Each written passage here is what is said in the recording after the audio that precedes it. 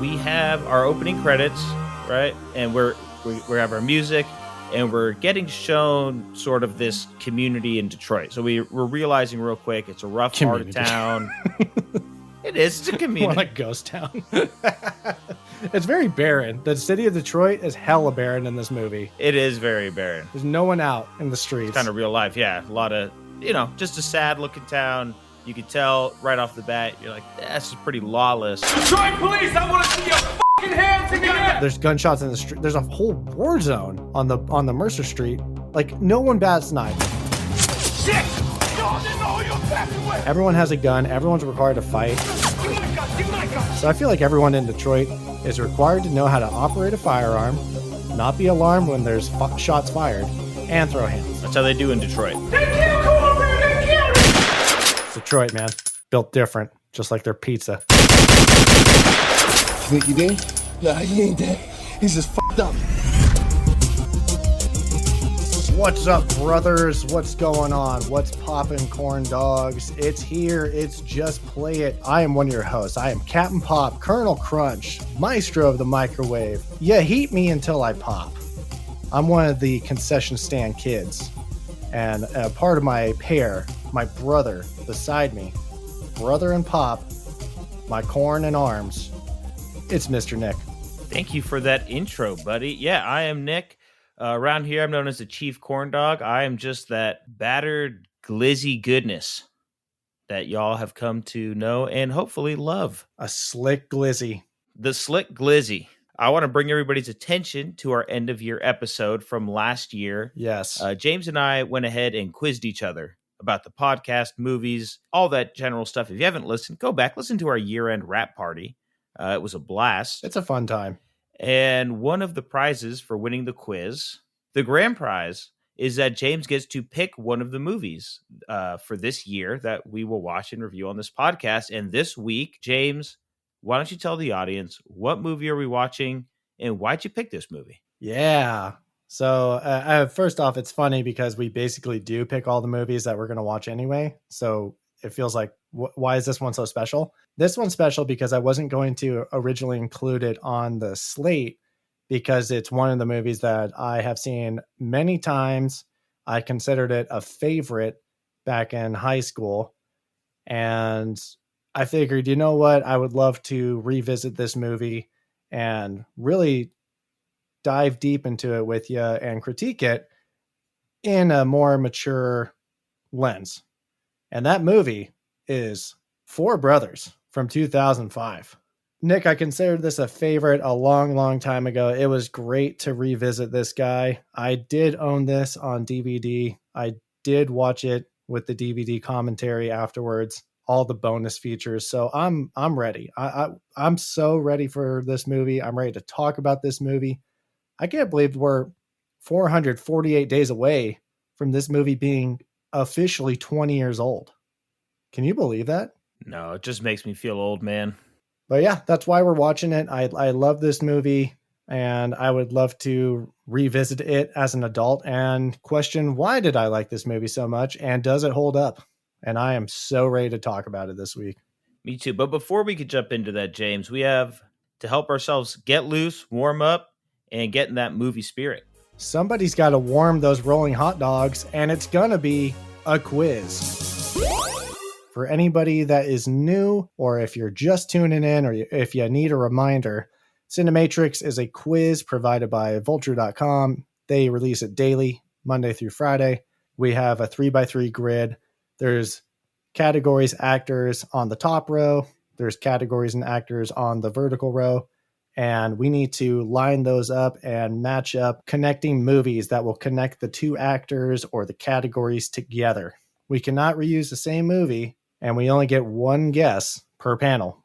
And Nick, we've gone perfect twice now, I believe. Right. I think it was the last two times. So we should definitely keep that streak going. Well, let's share the categories with the audience, and then we'll see how we're feeling about, bowling a turkey here.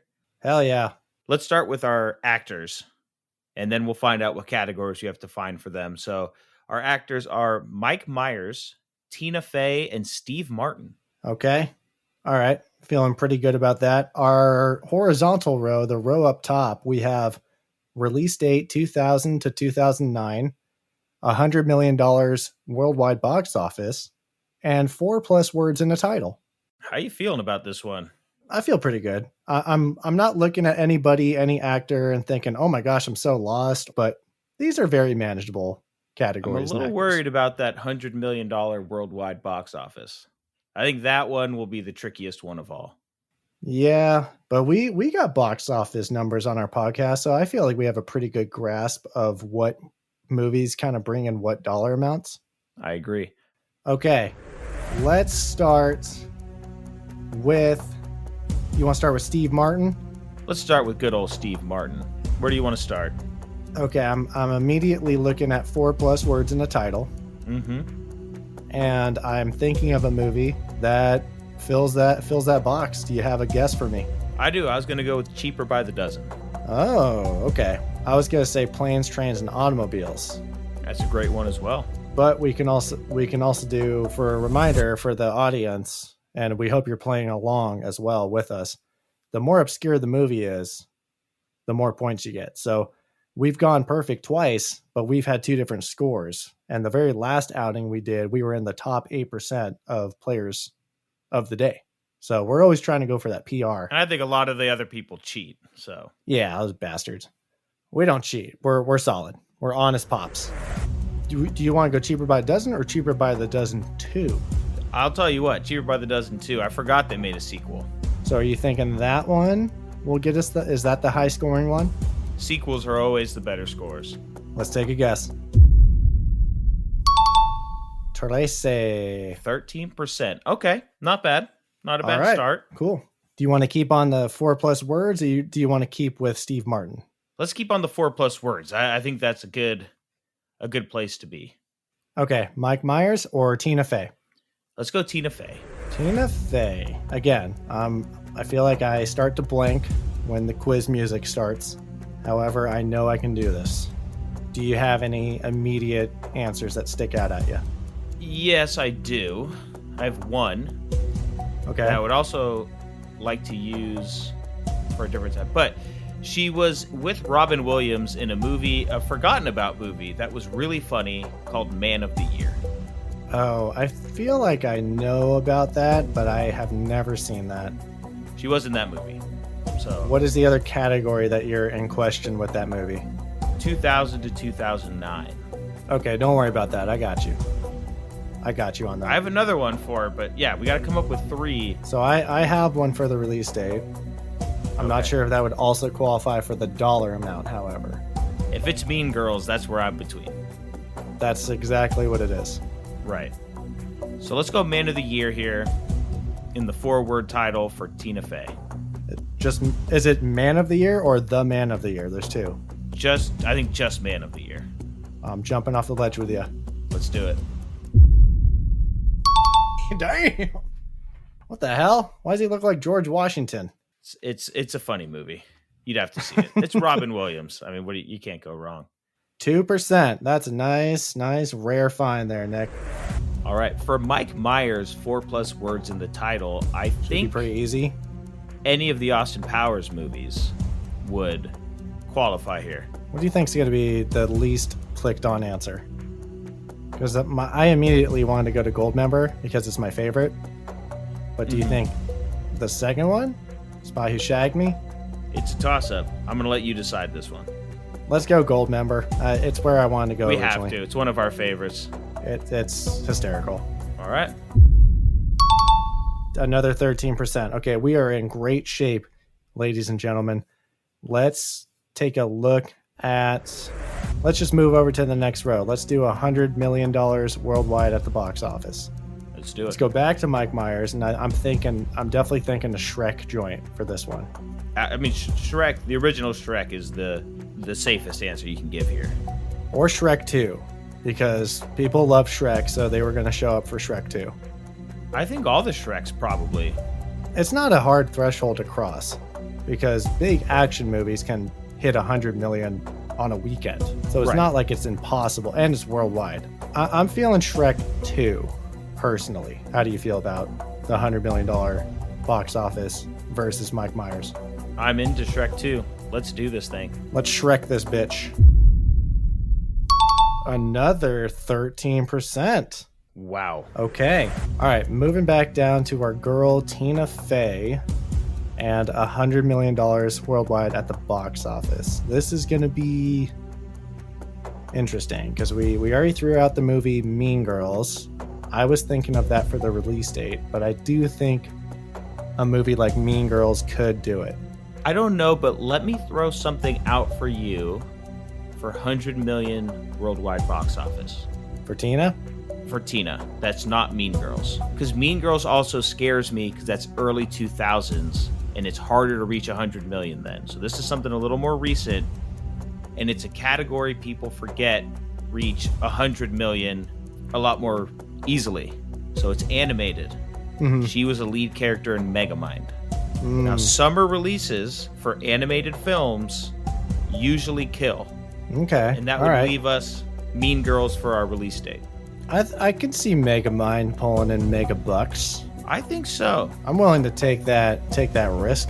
Not any of the sequels, though. I can't speak to how well any of these potential sequels did. I didn't know they did sequels. I just know the original Megamind. Well, there's Megamind, and then Megamind the Button of Doom, and then Megamind versus the Doom Syndicate. So I don't know if these are TV movies, but I feel comfortable going Megamind, Tina Fey, 100 million stacks. What do you say? I'm into it. Let's give it a shot. Let's do it. Nick is pulling out the low percentage numbers. Nick is very valuable to have around for these random movies that star these very famous actors. You got to have that obscure knowledge, you know. Where were they? Oh, the voice acting ones really help you out in these quizzes. They absolutely do. Okay. Finishing off our $100 million worldwide box office, we're going to land back to Steve Martin. This one's interesting because do you think Cheaper by the Dozen did $100 million? So this is the one that scares me the most is Steve Martin. Because like I said, the older the movie, the harder it is to get to that 100 million threshold. Right. And I can't think of anything for him. Okay, well, let's maybe pocket this for a dramatic finish.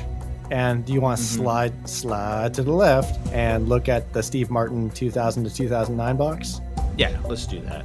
What's your movies that you were thinking about? I was thinking The Pink Panther. Oh, yes. Le Burger. Le Burger. The only thing we know about that movie without ever seeing it. Yes, that's my go-to.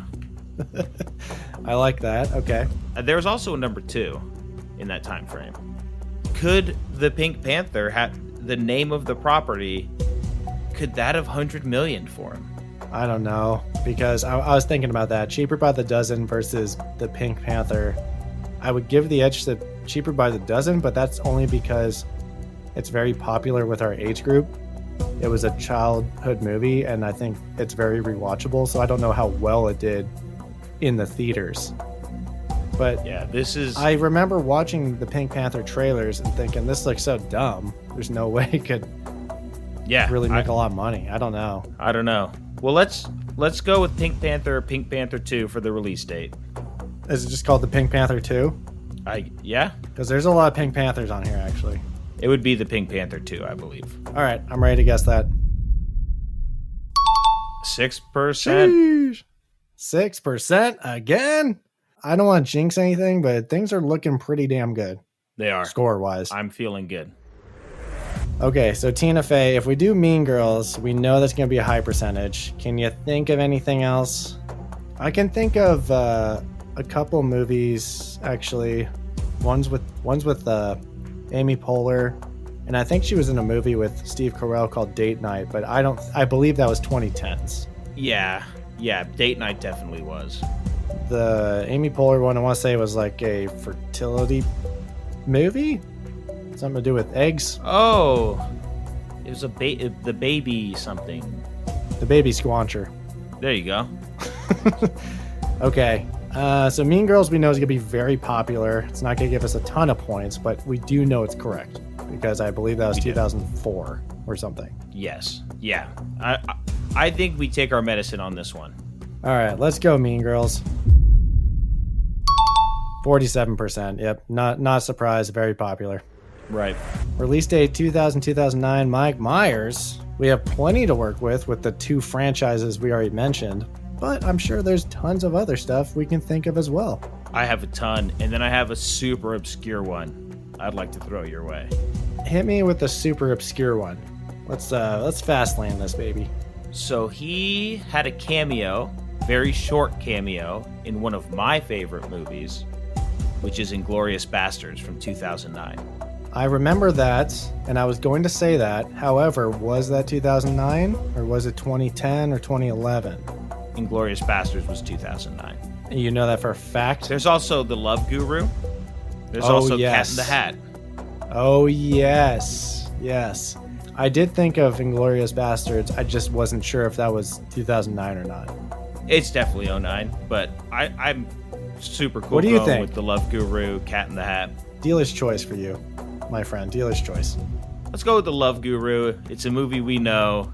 It's a ridiculous film. Okay. Let's go with Love Guru. All right, 25%. 25. I'm Not a little bad. surprised by that. It's hard to gauge these things. Okay. Returning to our final box of the grid. One guest left. We can go perfect here. We are back at Steve Martin and $100 million worldwide at the box office. Do we think Cheaper by the Dozen did it? It's that or Pink Panther for me, and I don't know if either of them did it. I'm trying to think, maybe a summer movie, families are out, right? It's that. My best guess is Cheaper by the Dozen, All right, well, if we got to go with it. but I don't know. It's a family comedy. Can it do it? Did it do it? I'm not gonna cheat. I'm just gonna look at Big Fat Liar. Okay, so going off information that we already knew because we covered it on our podcast, Big Fat Liar, which came out in 2002, had a budget of $15 million and it grossed $52 million. Okay. So no, I'm not confident in Cheaper by the Dozen. I think Pink Panther. Well, I'm we thinking already it's an old. Oh, we did. Oh, we did Pink Panther too. So maybe Pink Panther. Right. Because my gee. thought here is it's a family movie, right? It's an old property, so older folks would go see Pink Panther. It's Steve Martin. It has a wide enough appeal. No animated movies. Not that I can think of. I was racking my brain for it. I feel like Pink Panther's our best shot here. Oh man, this is so dramatic. Because I had Cheaper by the Dozen queued up, but now I have the Pink Panther queued up. I just It's think not gonna work. I just think the property was well known enough at the time that it was looked forward to. That it at least got butts in the seat. It's Steve Yeah. Martin. It's a name. It's 2 names. The studio's banking on 2 names, and so are we right now. I think we got to rip this Band-Aid off, Jamesy. Ribbit and rip it.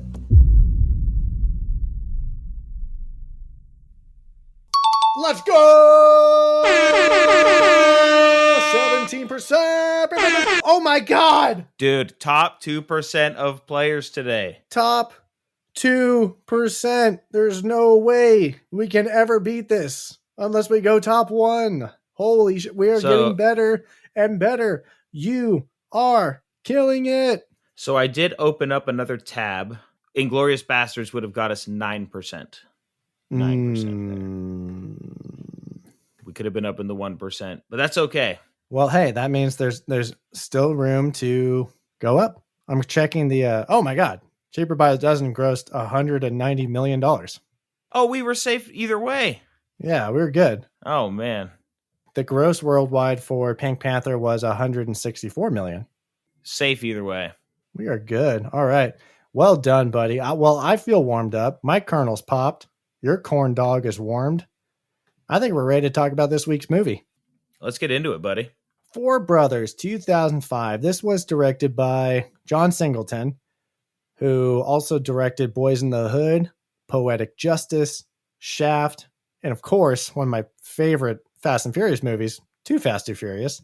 Ejectocito, cuz. He died in 2019 due to a stroke, so rest in peace, Mr. Singleton. You left quite the impression on the film industry. He got his start selling his script of Boys in the Hood to Columbia Pictures straight out of film school. And they bought it. They greenlit it. And his only requirement was that he direct it. And that was the right move. Because on his directorial debut, Boys in the Hood, he became not only the first Black director nominated for Best Director at the Academy, but also the youngest at 24 years old. All right. 24. The record stands. He's still the youngest nominated director from the Oscars. Really? Yeah. Go John Singleton. He lost to Jonathan Demme for Silence of the Lambs that year. Silence of the Lambs kind of cleaned house. They got Best Director, Best Picture. Anthony Hopkins won Best Actor. So they really kind of came in and threw haymakers. But good on Boys in the Hood and a kid from South Central directing a movie. Yeah. Nick, on the topic of that, little fun fact, little mini quiz for you. Do you know how many Black directors have been nominated for Best Director in the history of the Academy? I don't, but I'll over under it. Let's say 6. Wow, you nailed it. It is 6 Did I nail it? directors. Yeah, it's 6 directors. It was a shot in the dark, legitimately. Well, take another shot in the dark. How many of those 6 have won? I'll say 0. You nailed it. It is 0. Isn't that wild? It is. Jeez. Hollywood's a weird industry, man. For extra credit, can you name who you think they are? Oh, man. I already gave one away. John Singleton. I can't name him, but I would ask, is Jordan Peele? Did Jordan Peele get a nomination? He did. For Nope, maybe? Or no, for Get Out, I'm assuming. That is correct. Yeah. So of the 6, we have John Singleton for Boys, 1991.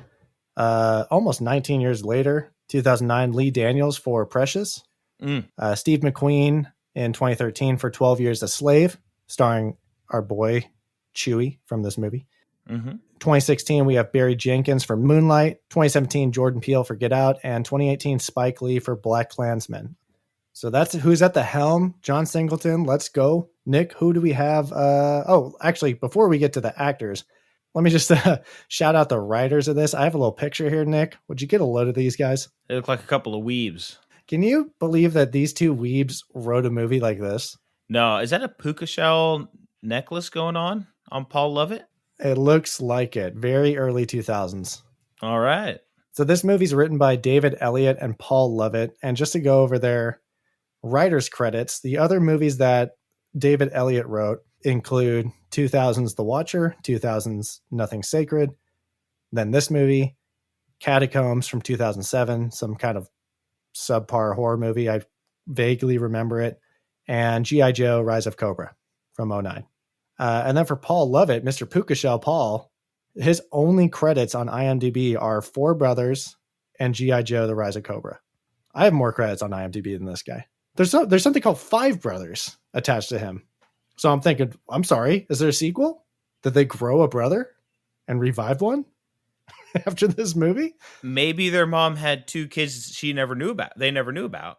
Oh, they're gonna get really fast and furious with this. Yeah. And reveal these hidden brothers. Once we're at 12 brothers, we'll know we've made it. Yeah, I think, and speaking of Fast and Furious and sequels, Tyrese, I want to say, he announced on Instagram back in 2018 or 2017 that Four Brothers was getting a sequel, that Paramount Pictures did greenlight a Four Brothers sequel, but never heard anything about it since. It's crazy how often that happens. You hear a sequel greenlit, and they attach directors and they attach producers, and then it just fizzles and you'll never hear from it again. I would love to know what happens behind the scenes to movies like that. Politics, money talks, baby. Has to be. All right, James. Well, this movie, nice cast here. We have Mark Wahlberg, Tyrese Gibson, Andre Benjamin, better known as Andre 3000 from Outkast, and Garrett Hedlund. Yeah, quite the cast here. Singleton met Wahlberg on the set of a movie called Renaissance Man on the Sony lot. Although Singleton's not credited on that movie, however, so I'm not sure how they kind of connected. It might have just been like a meet and greet. Maybe he just came by the set and chopped it up, and he said, hey, we should do a movie together one day. And then 10, 11 years later, they did the damn thing. For the cast, I just want to talk about them. It's a pretty young and inexperienced cast besides Mark Wahlberg of the Four Brothers. So Mark Wahlberg is 34. when this movie came out. So 33 when he was shooting it. And he's been in a lot of stuff already leading up to this. He's kind of growing into his action hero based roles at this point in his career before he hits his comedy spurt. Tyrese Gibson, he's 27 when the movie comes out. So 26 when he's filming this. It's actually his third collab with John Singleton, because Singleton did Boys in the Hood, followed by a movie or two. I think his next movie could have been Baby Boy, which starred Tyrese and Snoop Dogg, Ving Rhames. That's kind of like a coming of age movie in South Central. And of course he did Too Fast, Too Furious with Tyrese and Paul Walker. Yeah. And to this day, Tyrese is a prominent figure in the Fast and Furious franchise. And I think that's because of John Singleton, because he worked with him on Baby Boy, and then he probably threw him onto Too Fast. And, you got to thank Paul Walker for begging the studio to bring Tyrese back because they were such good friends. But it's wild how just you work with somebody and then your trajectory just explodes. And you are in one of the biggest franchises of all time. Happens that quick. Andre 3000, he is 30 years old at this point. It's really his first principal acting role. He was in the Get Shorty sequel, Be Cool, in the same year, and then Idlewild a year later. Recently he dropped a flute album. I didn't know about this, but my wife, my wife dropped this on me. I said, "Oh, we're watching Four Brothers this week," and she's like, "Who's in it?" And I say, "Mark Wahlberg, Tyrese, Andre 3000, Garrett Hedlund," and she says, "Is that the flute guy?" And I said, "The flute guy? Who are you talking about?" She's like, "Andre 3000." I was like, "I know Andre 3000 from Outkast and from this movie and a couple other like semi-pro." But apparently she dropped the bomb on me that he dropped a whole flute album last November. Yeah. Out of nowhere. It's all flutes, no bars. Everybody was waiting for a rap album, and he drops a flute album. And everybody was kind of pissed. And he's like, "I don't care. I'm doing a flute thing, man." Boy's got a flute.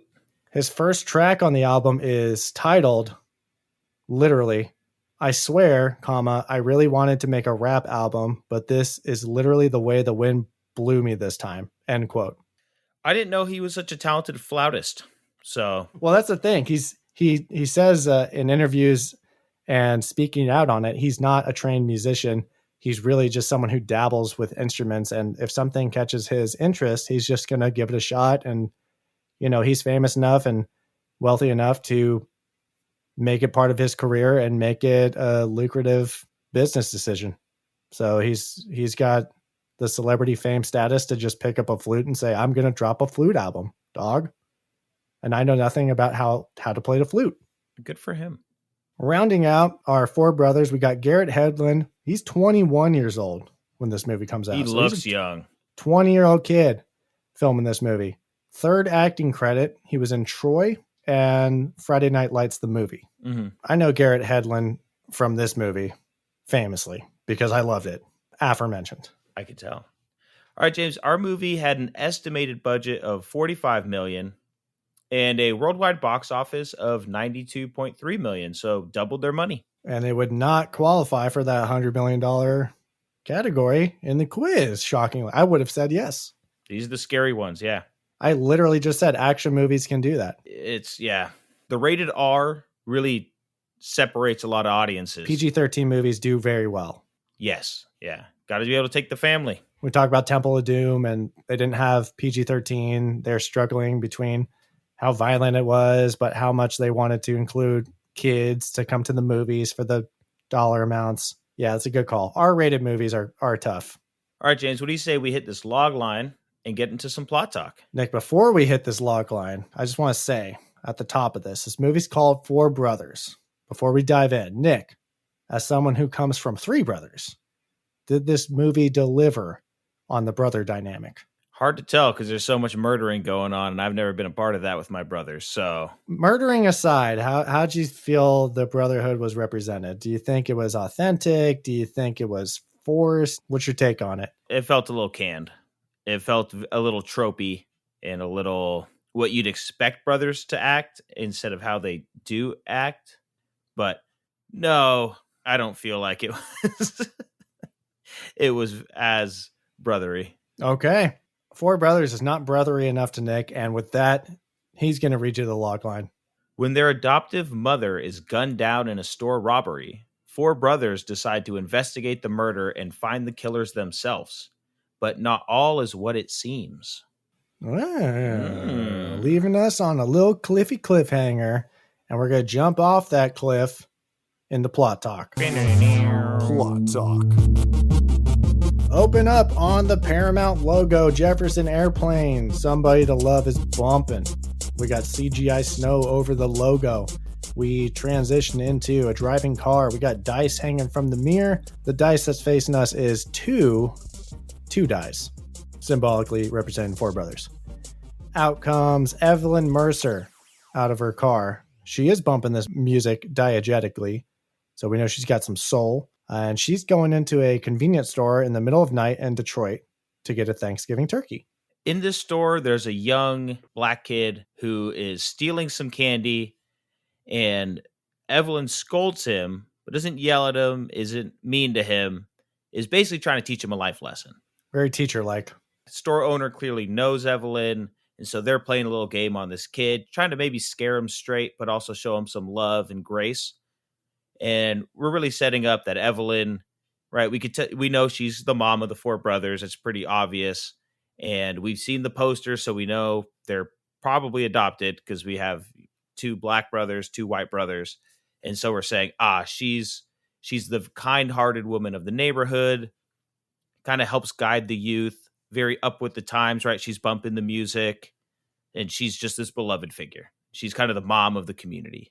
We know a lot about the mom in a short time. The movie does a good job of setting up her vibe and her morals and what she's about. And that's why it's extra sad when two gunmen come in and stick up the cashier for some cash. And Evelyn hides behind some aisles. They murk this fool, which I thought was a little bit egregious. Yeah. Because you already got the cash. So why you murder? It seemed like they were kind of racist because the cashier is Middle Eastern. Mm-hmm. Although I think the actor who played him was named Pablo something. So I was thinking like, not the first time they just tried to match skin color and called it a day. So he dies, and then she makes a little pipsqueak noise, and they notice someone else is in the store. They go around the corner and execute this sweet old lady. And that's how we start out this movie. Boom. Opening credits. Marvin Gaye's Trouble Man is playing. And Nick, I gotta say, this is one of my favorite movie soundtracks of all time. This movie is the reason I got into Marvin Gaye. Trouble Man, the song plays in the beginning, and it also wraps up this movie at the end. It actually was written for the movie of the same name that released in 1972. Trouble Man was a blaxploitation crime thriller in which Marvin Gaye actually wrote the music for. And the movie didn't actually receive any good reviews from the critics. However, the soundtrack received favorable reviews. It was Marvin Gaye's only soundtrack and film score effort. And there's even 3 songs from that completely separated movie's soundtrack that are in this movie. Wow. There's Trouble Man, T Plays It Cool, and a song called Cleo's Apartment. The Cleo's Apartment one stuck out to me because I thought, is this a name of a song? No, this is literally like when Danny Elfman does a score for Batman 1989, and the song title is Entering the Batcave. It's a specific score that you just made up for that specific movie. So I thought that was interesting that the soundtrack was so sick, they adopted multiple songs and integrated it into this movie. It's actually so sick, it got a shout out in Captain America Winter Soldier. Anthony Mackie's character, he says to Steve Rogers, when he says, "What did I miss in the last 60 years?" Anthony Mackie says, Marvin Gaye, 1972 Trouble Man soundtrack. Everything you missed, jammed into one album. I'll put it on the list. Marvin Gaye, can't go wrong. Dude, it's the music in this movie is sick. We were talking about Daredevil with soundtracks, how having a movie soundtrack was a thing so that you could sell it, and the soundtracks were almost just as important as the movie. This was back in that soundtrack era where you had to compile a sick mixtape of songs to rebrand it as the movie soundtrack. You're selling CDs. Most, if not all, of these songs were on my iPod video in high school, and I was bumping these tunes, and I dug it. I thought the music was sick. A lot of Motown artists. This is Detroit, in case y'all forgot. So we in this soul, we in the blues. It's a vibe. And then we get to Mom's funeral, and this is where we're going to meet the brothers. And the character who's going to introduce these brothers for us is actually Lieutenant Green. And this is played by Terrence Howard. Terrence Howard, man. Who I forgot was in this movie. So he's giving the lowdown on our boys to his partner Fowler. And we find out they're 4 foster kids who were quote unquote lost causes. But Evelyn didn't give up on them, and she brought them in. And these are our 4 brothers, right? So we have Bobby, who's Mark Wahlberg's character, Jeremiah, who's Andre 3000's character, referred to in the movie as Jerry. We have Jack, and this is Garrett Hedlund. And then we have Angel. He's not at this funeral, but we're going to meet him real soon. So these are our cast of characters. Terrence Howard Mang gives us the lowdown of how each brother is slightly different, but still kind of cut from the same cloth. Josh Charles is the one who plays Detective Fowler. That's the partner of Lieutenant Green. And he was in Dead Poets Society with Robin Williams a couple decades prior. And actually, I forgot he was in this, and he was in Wet Hot American Summer, The First Day of Camp, the miniseries that is almost 9 years old at this point. Isn't that insane? Wow. 2015. Jeez. And then most recently in the Fortnite music video for Taylor Swift alongside Ethan Hawke.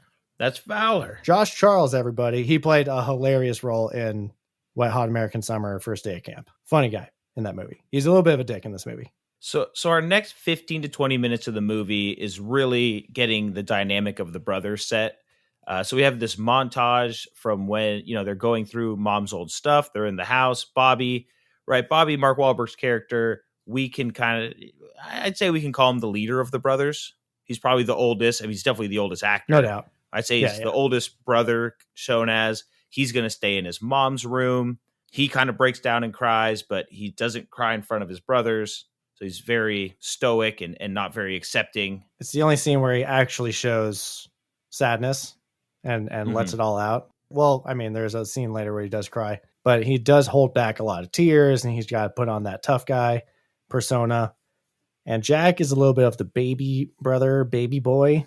And his room actually is right next to Mama Bear's room. So, you knew that Mama kept a close eye on little baby Jack. The mom also didn't change a thing in this house.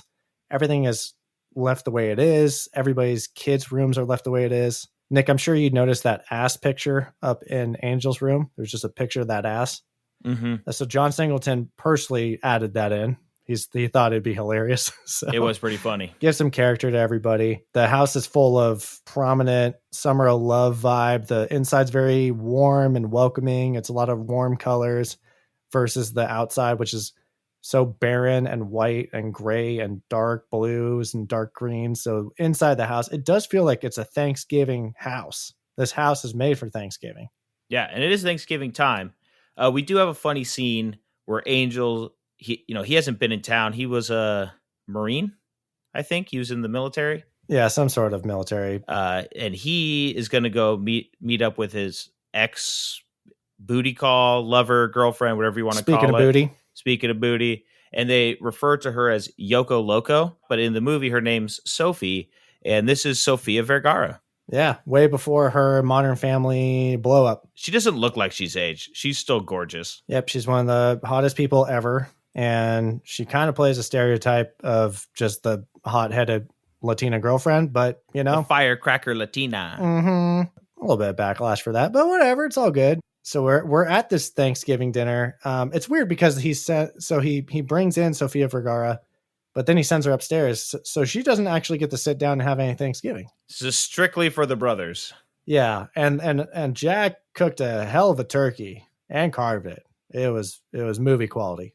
But in this scene, they're reminiscing. They each see their mom at the table, except for Bobby. So Jerry sees her first, imagining her sitting at the table, and her saying, get your elbows off the table. Yeah, Jerry corrects Angel, and then this prompts Angel to trigger his own memory of Evelyn, and they have a cute little moment, and then we go to Jack. He sees her, and then Bobby does not see her, and Singleton said it's because he doesn't accept that this is the reality, that she's gone. He's not accepting of this. So Bobby, like a man, says, hey, I need to bury this pain and this denial with some hockey. And Singleton cameos as the goalie. Oh, Didn't know that. Just another part of the brother dynamics, the brother bonding. The brothers do kind of beat up on each other. They do insult each other. John Singleton just told everybody just to riff. A lot of improv is thrown out there. He would feed some sick burns to everybody. And he actually made a competition amongst the actors to kind of give the best sick burns to each other. And then by the end of it, they kind of like nailed their dynamic and their chemistry of just fucking with each other. A few other scenes, they do go through and read through their mom's will. Yeah, they grab all the stuff out of the safety deposit box, and Angel and Bobby do not have adoption papers because they got hella abandoned. They're very similar too. They're very cut from the same cloth. Bobby's basically the white Angel, and Angel is the black Bobby. Bam balam. Bobby also got his black card because he drops the N-word in this movie. He does. I did notice that. It's funny you're bringing up that dynamic now with Bobby and Angel. They're pretty much the same. They're just like street soldiers. They're just ready to just get down dirty to business. It's interesting because both sets of brothers have that. So Angel and Bobby are the same person, but one let their anger be an outlet through the military. And the other one went for a life of crime. We don't know what he does. Bobby? Yeah, we know he's been in and out of jail, prison. He's a street smarts kind of person.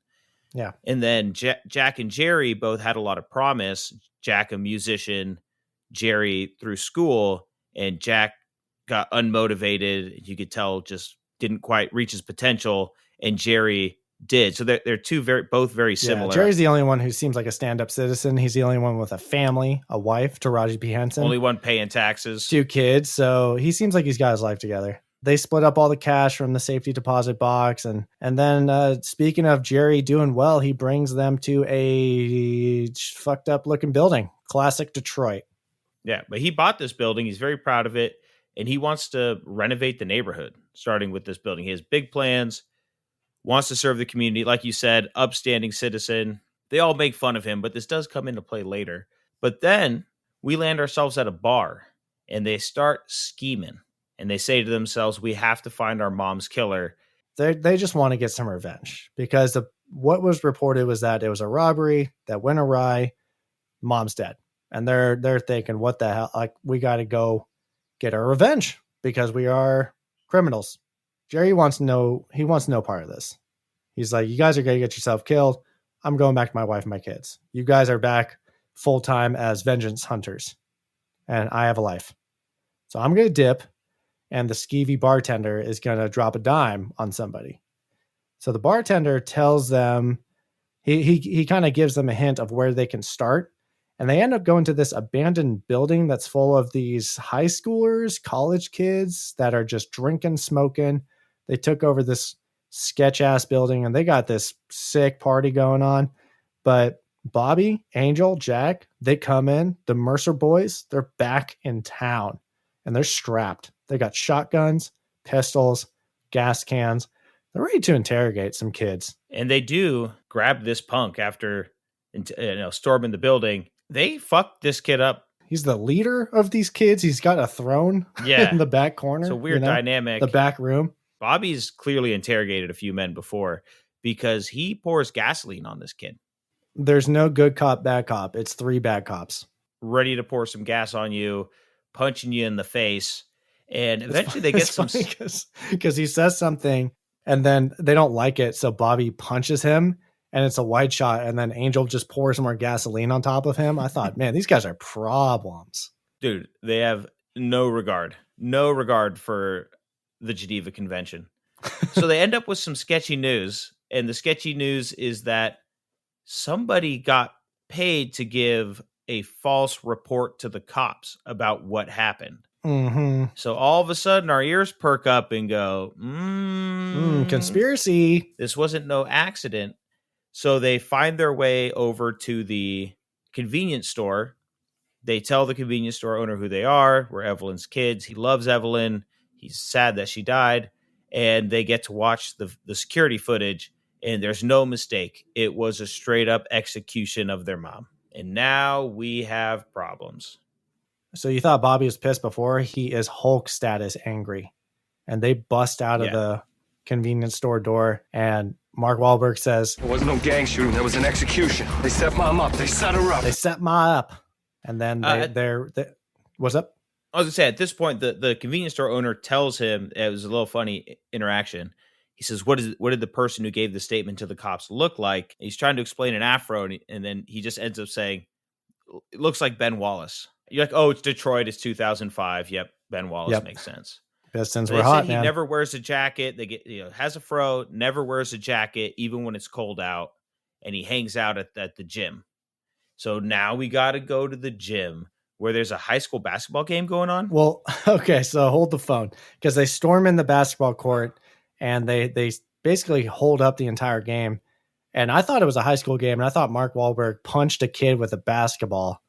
But That's what I thought. if you go back, it does say community center. So this could be an adult league. However, it does look very high schoolish. And he pulls a gun out and basically is waving it around at the crowd. I'm sitting here thinking, this is the rough area of Detroit, and there's got to be at least 20 people in this crowd strapped. Yep. And every time something crazy like this happened in the movie, my wife would say, you can't do that. And my answer would just be, that's Detroit. That's used a lot. They do find this one kid. He runs away. They chase him down, get him, find out it's his brother they're looking for, and they find out where he lives. So we're going to track this dude down. We see him. I had a problem with this because he's wearing a jacket after being told the key reason you'll find him is he doesn't wear a jacket even when it's cold out. Who are you talking about? Keenan or Damien? Damien. Well, he's wearing so they say he doesn't wear a coat, like a winter coat, but he's wearing just a hoodie. Would you count that as a jacket?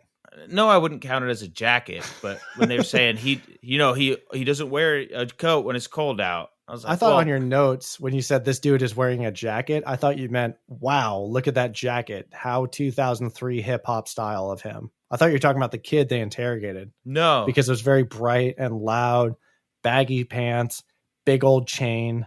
I thought you were making commentary about the chingy style fashion back in the day. I thought I was going to see somebody in short sleeves in the winter, and that was going to be our dead giveaway.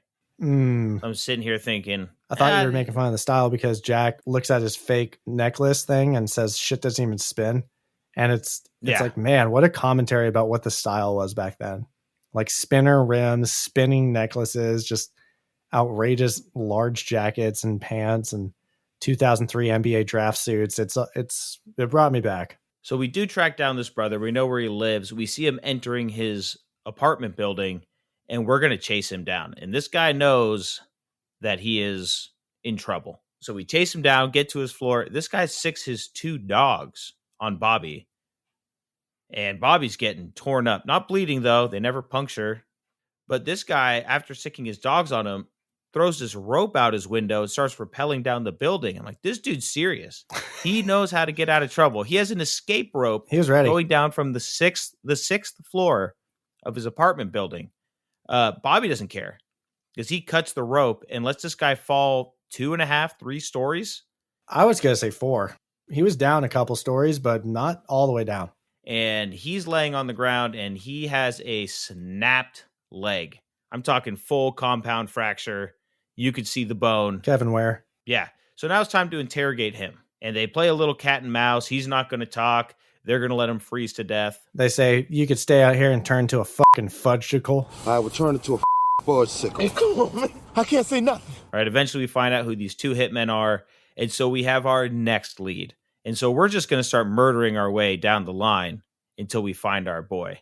Let's go, baby. They enter this casino. They see the 2 gunmen who were visually described by Damien, who I assume is now in the hospital getting that hella broken bone sticking out of his leg fixed. I don't know. Maybe they left him there. And it did turn to a fudgesicle. But they encounter these gangsters at the casino. And was that racist? Was that a racist comment? I think Tyrese said it. So it was definitely like, because you're black. Gotcha. I just seeing it now. I thought maybe they were saying he's a piece of shit, so he's a fudgesicle. I don't know. But in my head, I'm just hearing that now. Anyway, carry on.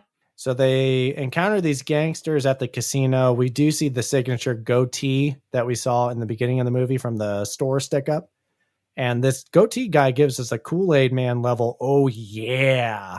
And I don't know what he's oh yeah, because I thought he was at a strip club. in the beginning, but he's clearly at a casino. People are sitting down having food. He's weird. He's a weird cat. It's a weird establishment. There's a couple weird establishments in this movie where I'm like, is this your hangout? Is this a place where the public can go? Is this a club? Where are we right now? Other bro has a hat that just has a Lexus sedan on it. Again, the style, dude, is just so weird. But we find our guys, and this prompts us into a car chase with our two hitmen, and they're driving the green El Camino. We did see this in the opening, pull up to the convenience store, so we know this is the car that the killers were driving in the beginning. So we're like, we got our guys. Yep, goatee, green El Camino, two douchebags. We got this. There's a point in this chase scene where the passenger puts his hand. Now he could be lefty, I don't know, but he reaches out of the car and shoots left-handed. It's hard enough to shoot a regular pistol one-handed. In a moving vehicle, extra hard. And another nitpick of mine is there is never any recoil. It's a nitpick of a lot of action movies, especially of this time. But it's just like this. The muzzle is so steady as he's ripping off 3-4 shots in an El Camino, left-handed, leaning out the window. I'm like, okay, guy.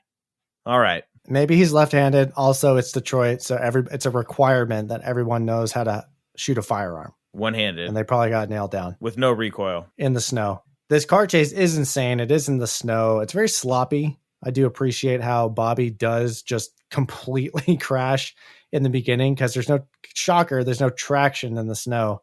So it's a very gritty, slippery car chase.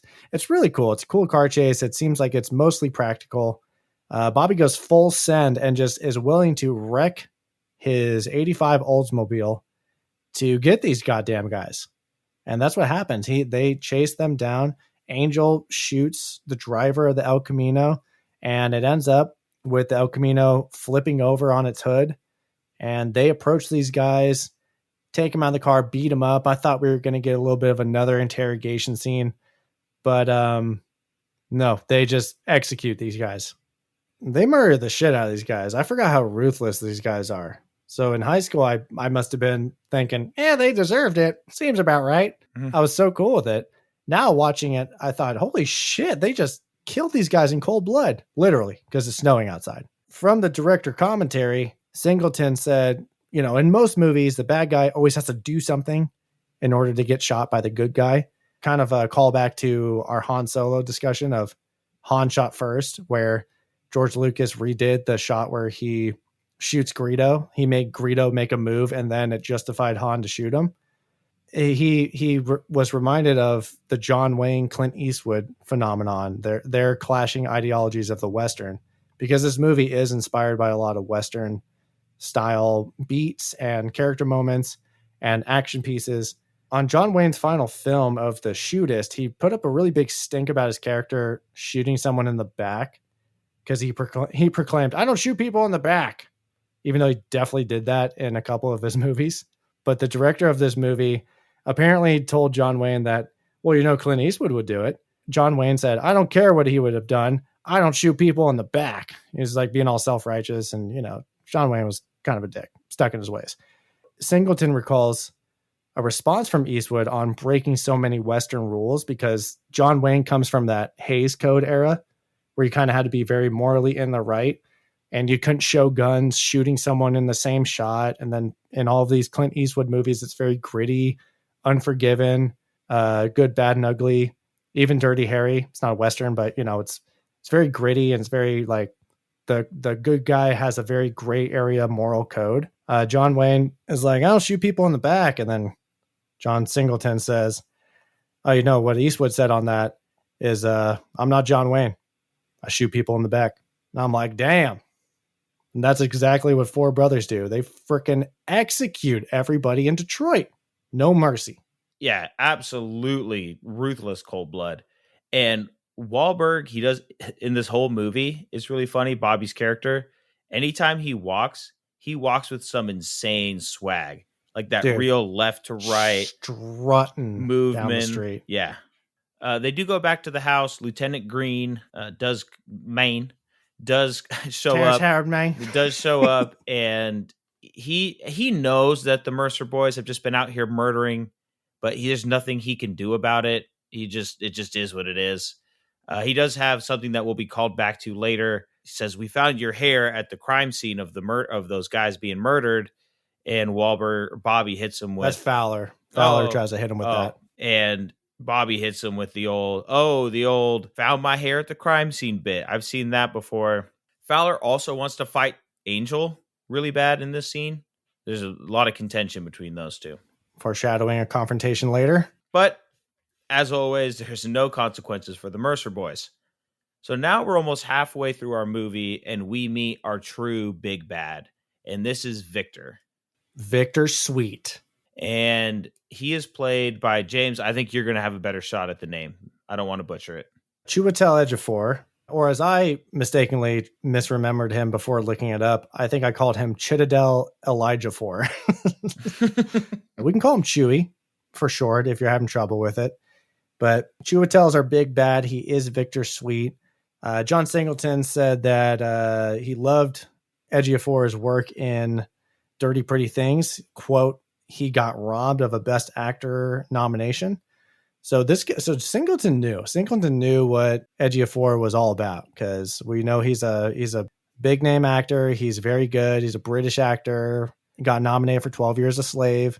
It was funny because when Chiwetel auditioned for this movie, he was working on this movie called Kinky Boots, where he played a trans person, and his self audition tape, he was reading the angry Macho Man Victor Sweet lines, but he was in his trans makeup because he was currently shooting the movie. So it was a funny juxtaposition of his self audition tape. But Singleton knew that this guy was serious and he was a serious actor. And this introductory scene of meeting Victor Sweet really nails home that this guy is a piece of shit.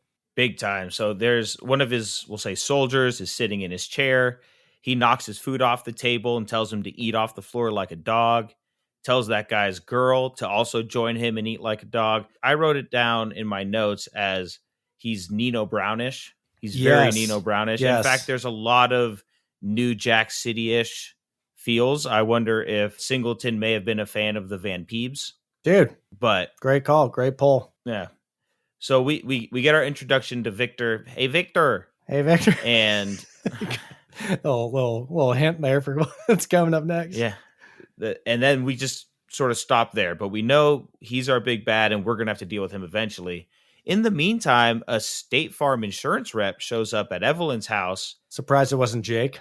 I thought maybe we'd get Jake, but then you're like white Jake or black Jake. At this era, it would be white Jake. So we find out that Jerry had a hefty life insurance policy he took out on his mom.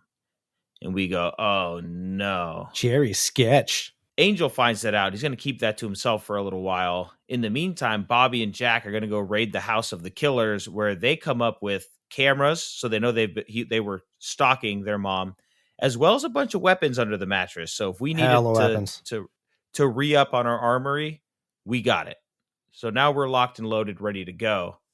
And while Angel's doing his investigation of how Jerry's doing, he goes to this community meetup, and meets a guy named Chief, calls him Big Chief, and this is uncredited Adam Beach.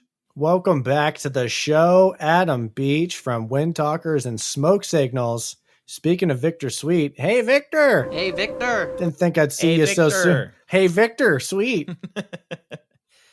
It is funny because we talked about the typecasting for Native Americans for someone like Adam Beach, and of course in this movie he's just called Chief. Well, that's the only thing that kind of alludes to that. And again, that could have been like an improv thing. Yeah. Like maybe Singleton's like, just call him Chief. He's not really, this is just a very small role. I know Adam Beach. I want to throw him in the movie.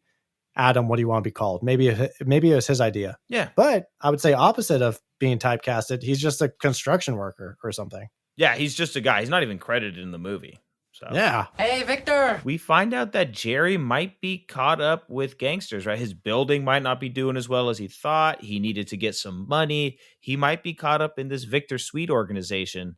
And so now the we sweet enter the life stretch of the Victor movie. Crime Boss. Hey, Victor. So our next 15, 20 minutes are sort of confusing leads, right? A couple of misdirections. Who done it? So on this camera that they found in the killer's apartment, we find Evelyn with her lawyer who read the will, who said he'd only met her once. Well, now he's met her multiple times. Now we have is Jerry's sketch. And then who is this Victor character? The Mercer brothers don't really know who this crime boss is. What's the lawyer doing? Why is Jerry taking out all this money? Why is Victor Sweet sending gunmen after her sweet old ma? So we're very confused. The first thing we figured out is the lawyer was not bad. He was just banging Evelyn. They were in a relationship. They were doing their thing. Good for them. Bumping uglies. Yes. We find out, though, that Evelyn was upset with Jerry's business situation. We're like, okay, what's going on here?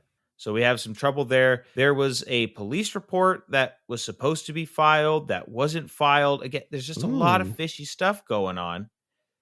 And then we meet a city official who was councilman who was working with Jerry's permits and paperwork. And so they want to find out what's going on there. The councilman denied Jerry's building permits and his business and kind of blacklisted him from getting his dream off the ground. This whole sketchiness comes to a head when they're at a bowling alley and we see Jerry giving money in an envelope to Evan, who is the guy who was being told to eat off the floor like a dog. I call him Dog Boy. So he's giving money to Evan. And so now we're thinking ourselves, Jerry, you're dirty. One of the brothers has broken the pact. Been compromised, dude. Yeah. And the Mercer brothers confront the shit out of Dog Boy. They strut up, again, fat struts in the bowling alley. And they take the money from Dog Boy and just bounce. We're building up to our climax. So the councilman, we find out, is dirty. In bed with Victor, shocker. And he also gets humiliated by Victor. He's told to go sit at the kids' table. Victor also tells one of his guys that he's going to take his fiance out for the night and teach her some new tricks. Again, very Nino Brown. For sex. I was getting huge Nino, for the sexy time. He was a dick for the chicks, I'll say. Back at the house, it's time to interrogate Jerry. It's time for a brothervention. Detroit style. Starts out with some accusations, and Jerry ends up punching Angel, and you just have to imagine Andre 3000 punching Tyrese. And there's this huge wind-up. Big old wind-up. And throwing his whole body weight at him. He does clock him. Tyrese just lets it happen. Eventually, we do find out what's going on with Jerry. Yeah, Jerry claims that he received money from Evelyn that she had put out for his daughters in case anything were to ever happen to her. Jeremiah claps back at Bobby and Angel for leaving home, abandoning the family, leaving him to pay all the mom's bills. Jeremiah wanted to stay legitimate in his business and turn Sweet down when Sweet offered to be a partner in his project, because anything that happens in the city, Victor needs to have his hands in. So he's like, let me get a piece of that. But Jeremiah's like, nah, I don't want anything to do with you guys. You're criminals. You're bad. I hate you. Sweet then made it impossible for Jeremiah to get financial aid from his corrupt inner city connections and kind of blacklisted Jerry's business. Evelyn tried to help him out, file a police report. And this is now a suspicion of why we think she was targeted, because she was going after the sweet life of Victor Dickface. And if we have any questions, if Victor Sweet is capable of this, we have a knock on the door. We have somebody flipping off Jack. Jack answers it, flips him off. Baby Jack. That causes Jack to go outside to confront this person, and ambush time. So somebody walks up in a hockey mask and just point blank shoots Jack. Pulls out a Desert Eagle and shoots Jack in the chest. And this is a problem. This set piece, this whole scene, I remember very well from my many watches in high school. It was one of my favorite parts of the movie because it's such a crazy action scene. And we have the house shootout. So the house has kind of been a featured character in this movie. It's been on the corner. It's on this very abandoned, empty street. It's where it's the Four Brothers HQ, essentially. And this place gets shot the fuck up. Jack gets shot. Bobby comes out with the shotgun. He's pumping fools left and right. But then we got a whole military squad coming out of this grape van because we have automatic rifles getting busted out. It went from a street gang confrontation to, oh, these are mercenaries out on these streets. Yeah, it's a massive problem. In the making of the whole house shootout, apparently, according to the behind the scenes featurette on the DVD, they shot around 1,200 bullets on the exterior shots and then 300 to 400 on the interior shots. So this went from pistol to Saving Private Ryan in an instant. Warzone, dog. So Jack is laying in the street dying. He yells out Bobby's name, right? Bobby's his big brother. He's the protector of the crew. And Bobby channels, I call it his Max Payne, which is funny because Mark Wahlberg did play Max Payne later on. But in the Max Payne video games, he would, when stuff would get intense, he'd get this hyper focus, right? The sound drowns out. He goes, Jack! And he whips out his shotgun and just starts blasting away dudes. Jerry's kind of scared, but he looks at a picture of his wife on the ground with a broken frame and goes Jason Voorhees with a knife and waits for a guy to come in the back door and just starts stabbing him to death. It was a jaw drop moment. I forgot that happened, and it seemed killing someone with a knife. It's personal. It's very, very intimate. Very intimate. Yeah. So I thought, oh shit, I forgot how these guys just murdered people. Eventually, they murder them all, mow them down. There is one guy. We call them the Murder Brothers. There's one guy left standing who's still firing upon the house after 12 of his homeboys have been killed. And that's a real one. That's a real G. There's a moment where Bobby has to reload. He's going to rush this guy, throw a rock at him. The bad guy gets the jump, but here comes Tyrese out of nowhere. Nice little beat down, coordinated whole thing. Bobby's just letting his anger fly. He's beating the shit out of this guy with a brick on the street. Angel saves him by kicking the other guy who was going to raise a gun. Very, again, New Jack City style. Saved my ass back there. We're thinking Jerry abandoned the crew because we were in question about Jerry this whole time. And the grape van is now rushing towards Bobby on the ground. But here comes Jerry's Volvo and smashes the shit out of the grape van. And I remember that very vividly. I thought, whoa, what an action sequence. To this day, I still think it holds up. But they do end up getting to Jack, and as soon as they get to him, he starts to cough up blood, which I thought was a little funny. He's not coughing up blood this whole time. Then as soon as they get to him, he puts the blood packet in his mouth, and... Oh, poor Jack. And Jack dies. Cracker Jack. So now things are getting real. We have a death of a brother. We have 3 brothers now. This is not good. Don't know how they're going to do 5 in the sequel. They're going to grow Jack back. Now, Lieutenant Green is the one who's going to clean up this mess. He's on every call that involves the brothers. And at this point, I'm thinking he's bad at his job. He doesn't show up. He can't stop this Victor Sweet character. He can't contain the brothers. He's just cleaning up messes. Can't sniff out his crooked ass partner. Yeah, we find out the partner's crooked because that's who was supposed to file Evelyn's police report, which is really what got her killed, because that's when Victor Sweet found out that she was onto him. And I want to point out when Lieutenant Green comes up to console the brothers at their house earlier in the movie when Fowler wanted to try and beat up Tyrese, he drops a line and says, "You come knocking on the devil's door, someone's going to answer you." And then it's funny because someone knocked on their door and then they answered it. And then that's when it foreshadowed this moment of dead ass Jack, stupid ass Jack, dumb ass, stupid ass Jack. So next comes, I think, is my favorite scene of the movie. Spoiler for my favorite scene, best scene. Green is going to confront Fowler, and they end up at a bar. We have your Fowler, dirty cop, gangster, crooked cop trope, playing pool, shooting pool, looking cool. And they start to play this little verbal cat and mouse game with each other. So Green knows, Fowler doesn't know he knows, but again, cat and mouse game. And he's playing pool. He says, "Would you like to take a turn?" And he says, "Yes." And he takes the pool cue and says, "Hey, Fowler, I think your stick is crooked." And Fowler says, "Really? Well, I don't think so." He goes, "Yeah, it's crooked." Right? The crooked cop. We also have the song Smiling Faces playing in the background. Again, Singleton's trying to integrate the songs into the story. This song is about how you can't trust some people. Your friends might backstab you. We know Fowler's crooked, and it's really just Terrence Howard kind of toying with him and trying to get a confession or just see how much he's going to bullshit and lie. But again, the soundtrack, every song has a purpose. It's there for a reason. It's the markings of a good soundtrack, I'll say. Reminds me of James Gunn's take on it.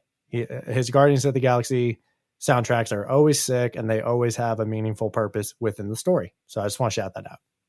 And you can see this coming as Lieutenant Green is holding the pool cue. I'm like, he's just going to start beating his ass with this pool stick.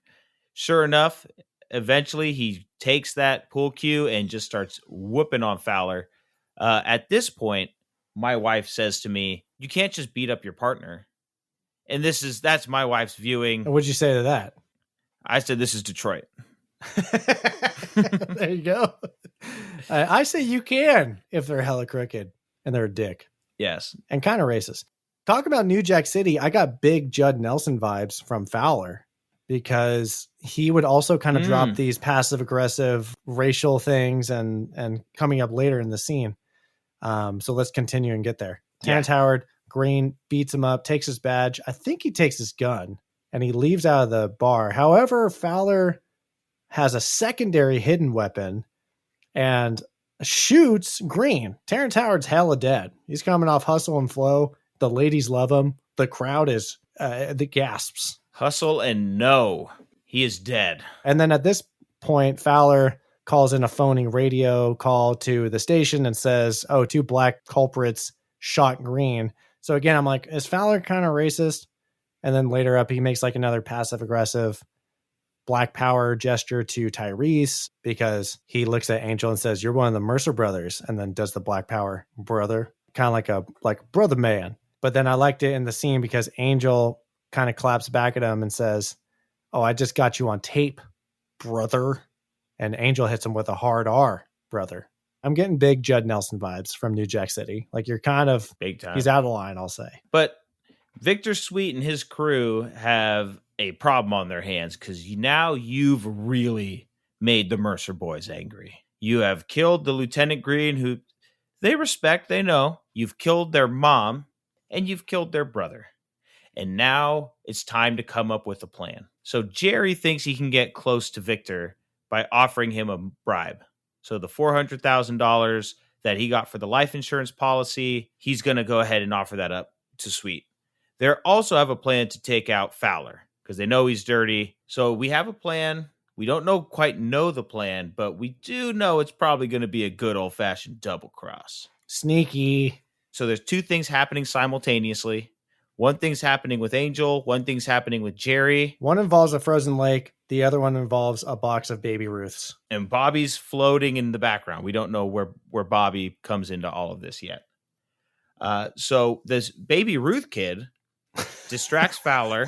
Angel just goes to the baseball fields, finds this random overweight white ginger kid, says, hey, here's a box of Baby Ruths. I need you to do something for me.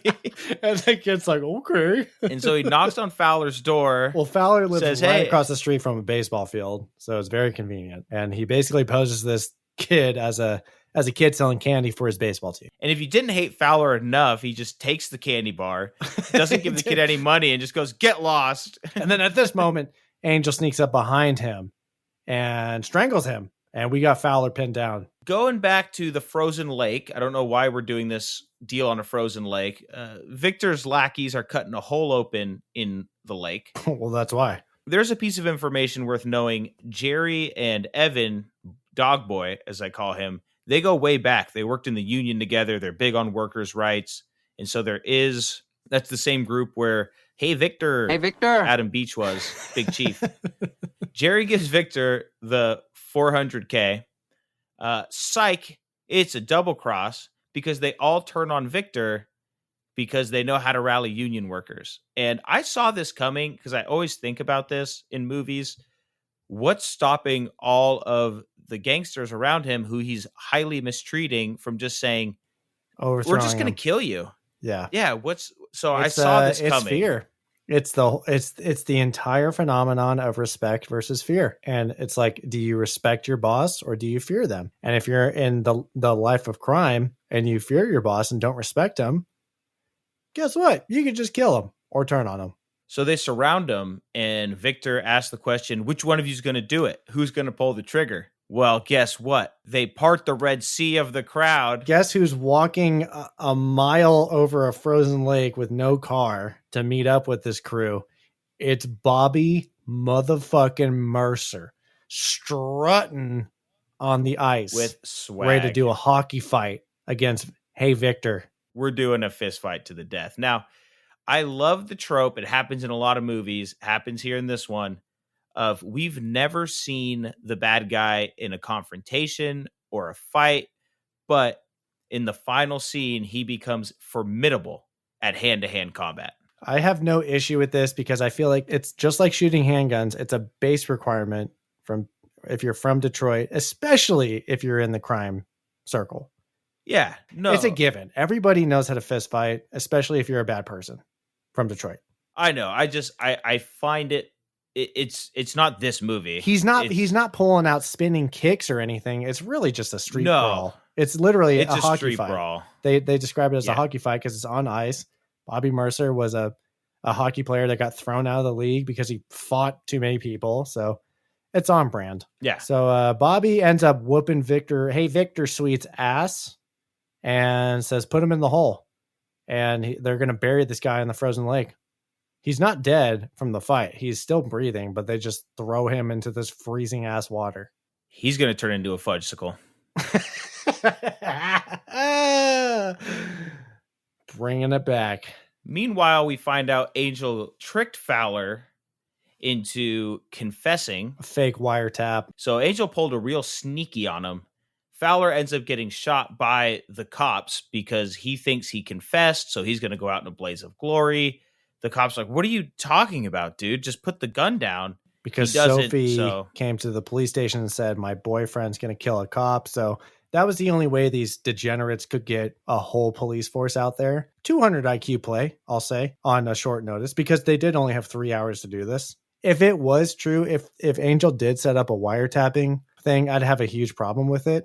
But I like the way it was played out because they don't get the benefit of the doubt based on their criminal record and just who they are. So it was smart. So Fowler brings out Angel at gunpoint, thinking that he's been got. The cops are confused. Angel punches Fowler in the face, and then this gives the opportunity to shoot Fowler. And the sniper shoots him in the heart. I thought you were supposed to shoot to incapacitate. No, this sniper was shooting to kill. That's how they do in Detroit. It's Detroit, man. Built different, just like their pizza. To wrap up the movie, we have the cops interrogating our three brothers. They're fixing up the house, their mom's house. First sunny day that we're seeing. Neighborhood's liberated. Kids are out on the street. Finally, all the young black kids in Detroit can play hockey in the streets again, as God intended. Bobby, after not seeing his mom at Thanksgiving dinner, finally sees her on the front steps of the house and is at peace. And we end the movie with the understanding that Bobby's going to become the next Evelyn of the neighborhood. And we end on a very happy note for our brothers. Finn, roll credits. And that is Four Brothers, directed by John Singleton. Nick, do you have any nitpicks? Nitpicks. Yeah, so let me just list off a couple that I threw out during our plot talk there. No holes in Bobby's jacket after the dog attack. Not enough recoil on the gunshots. What do you got, buddy? You mentioned the no holes in Bobby's jacket during the Damien scene. A lot of mine come from the Damien scene, actually. So it's just the fact that he has a rope tied down to something. I don't know what it was, a furnace. He's already a radiator, yeah. He's ready to do this. He's ready for a window escape. He sicks his dogs on Bobby, grabs a pistol, and then cocks it. And I'm thinking, okay, he has a super advantage here because he has a weapon. He can hold them at gunpoint until the cops arrive, or it's Detroit. So Damien can shoot Bobby and just have the upper hand. But he instead opts to put himself into a super vulnerable position by rappelling down a 6-story building via a rope. He just gave up the high ground. He had 2 Rottweilers and a gun, and he fucked it up. Talk about choking. Speaking of the Rottweilers, Angel slams the door to keep the Rottweilers in the hallway, but the door doesn't completely close. So the Rottweilers could definitely barge back in at any moment. And the fire extinguisher, it's basically like a high pressured fog machine because Bobby should be covered in powder from the fire extinguisher. Mm-hmm. Yeah, there's a lot of just glossed over stuff in that scene that was a little bit too not well thought out. Another nitpick I had, and this isn't a continuity error or a plot hole or anything, just something I noticed in a movie like this. There's a lot of unnecessary lines before a fast cut. So driving in a car during the chase scene, it's before a cut. Turn left here, Bobby. Shut up, dog. Like there's words that wouldn't be said.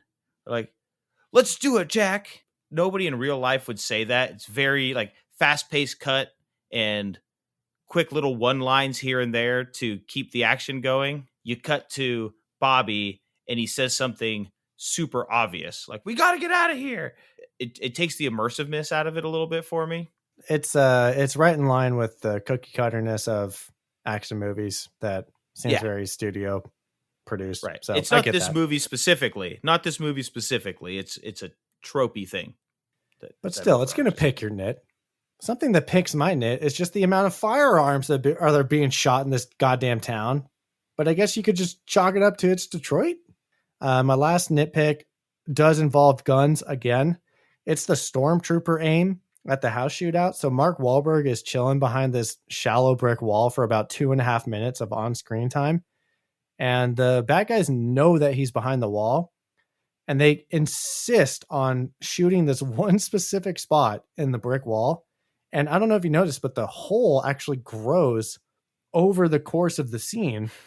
And then at the end of it, in the aftermath porch scene, when they're talking to Lieutenant Green, you can see the giant ass hole that they insisted on Swiss cheesing behind Bobby. So I thought, you guys seem like you're very on top of it and coordinated, but you're shooting this one 12-inch by 12-inch hole and not spraying across the entire brick wall. It was bothersome. Let's move on to talking points. Not a lot here. I see you have one and I have one. Why don't you go first? Yeah. So this was to the question you asked me to start. Did the connection feel brotherly and genuine? And I said no. So they say words like brother a lot, which is forced. The jokes that they make on each other, things like that. They really play it up a lot and almost too much to a point for me. I don't know how you felt. Well, Nick, this movie's called Four Brothers. Of course they're going to say brother a lot. Come on. What do you think you signed up for? True. There's one scene that really went over the top on the brotherly bond thing, and that would be the bathroom scene. So there's a scene where Mark Wahlberg's taking a dump. Jack's in the shower of the same bathroom, and Angel comes in and says, hey, me and Sophie got pretty busy last night. Seems like I got a little rust on my tool down here, and just whips his dick out in front of his brother. That's nothing brothers do. That is not a brother thing. I've never had any of my brothers whip their dick out. And Bobby goes, whoa, ask the cockologist in the shower over there. Then he looks down at his dick and he goes, that's just rug burn. Thanks. I was like, okay, that's not how it operates. I agree. That seems very stereotype of how writers who maybe didn't grow up with brothers would think brothers would behave, like it's some brothers sort of whip their dicks out in front of each other, right? Yeah, totally. They show each other dicks.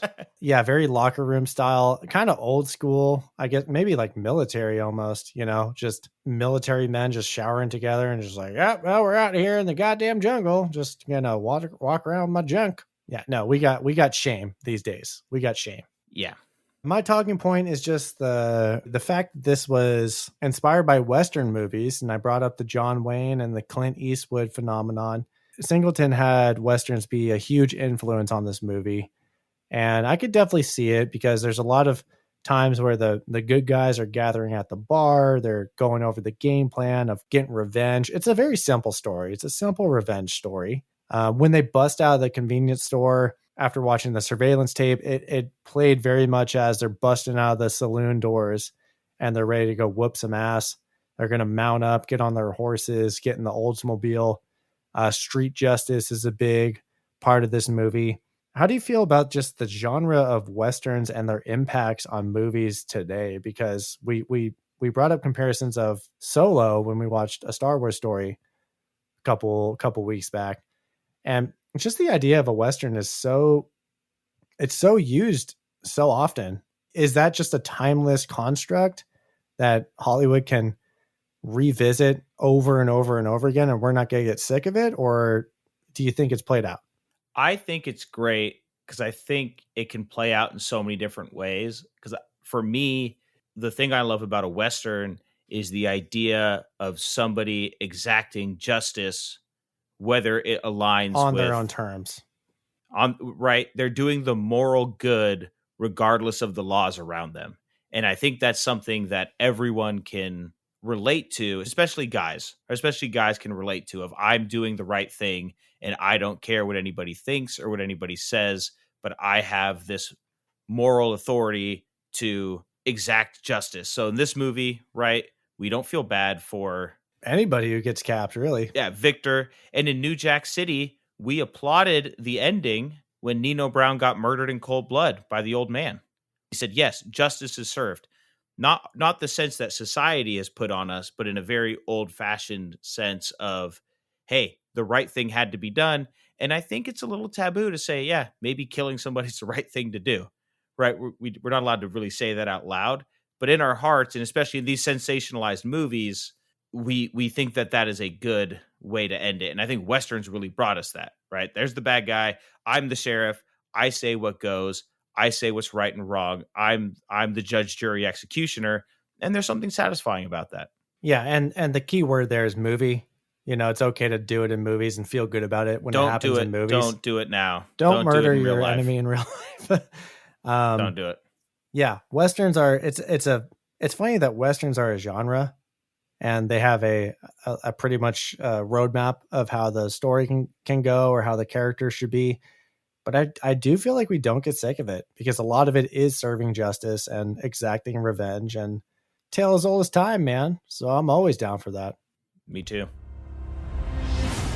We talked about this movie, and now let's hand out some accolades. We're going to get into our award section here, the mini pops, mini poppies, mini cornies, culminating up to our end of the year episode, which is why we're watching this movie.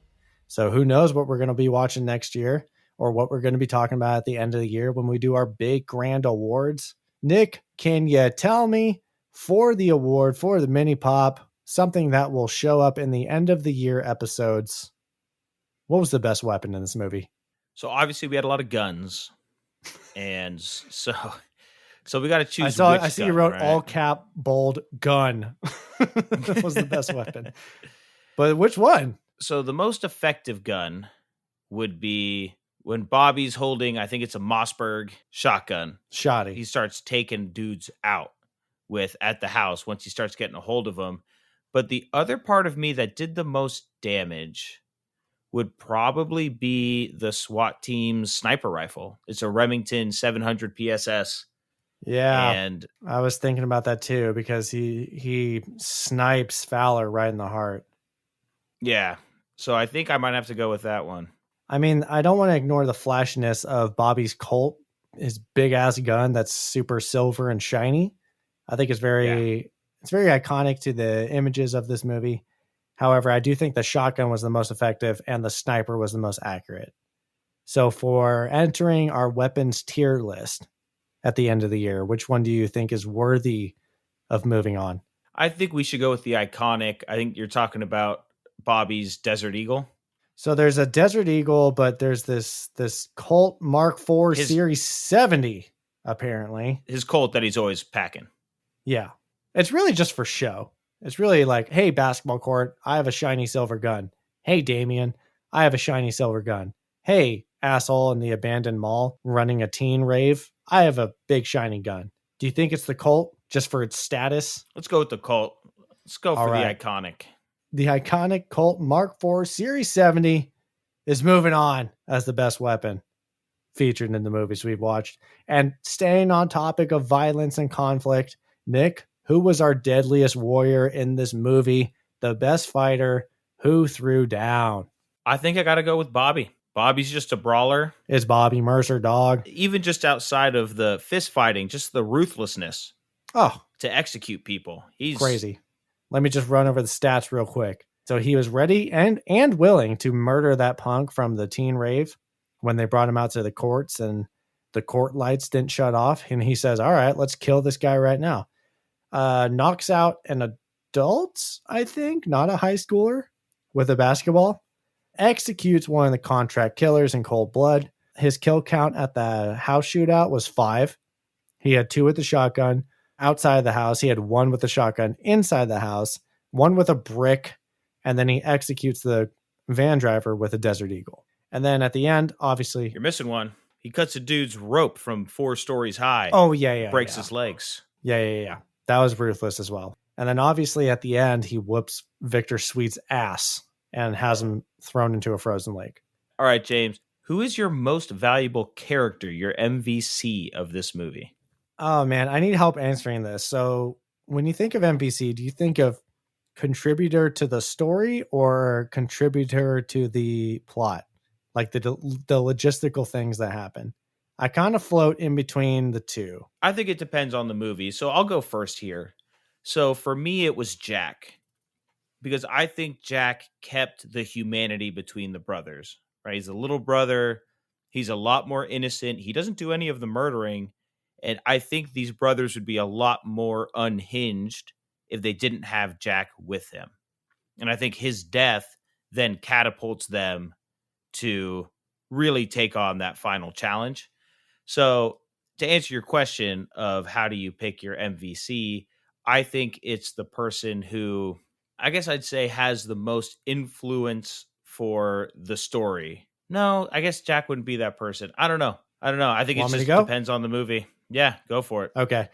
Well, now that you say that, I was gonna say if it's logistical contributing to the group cause, I would throw Angel up there because he was always down to go murder the contract killers with Bobby. He's got no problem getting his hands dirty. He had the second most kills at the house shootout. He is the one that found out the shady shit with Jerry and explored that avenue and closed that loophole. However, story-wise, I think I'm going to hand the MVC to Evelyn, our mama bear, because she is the reason that all of these characters are who they are. According to Lieutenant Green, they are congressmen compared to what they would have been. They tie these 4 unrelated brothers together, and she is the heartbeat and the reason this whole movie is in existence.